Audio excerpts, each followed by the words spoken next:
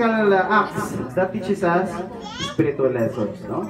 Ito yung mga ginagawa natin, tulad nitong kapistahan natin ngayon, it teaches us or it reminds us yung mga nangyari noong unang panahon. Bakit tayo nagkaroon ng freedom?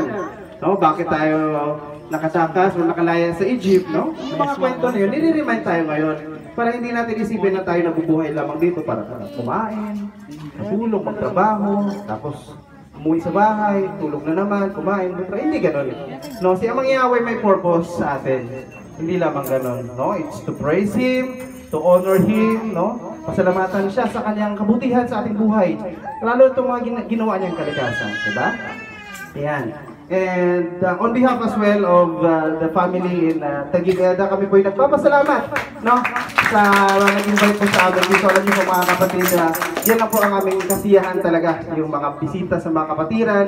Kasi ganun din po kami. Kapag may bumibisita doon, talagang kami excited din, kami natutuwa na may bumibisita sa amin. Ganun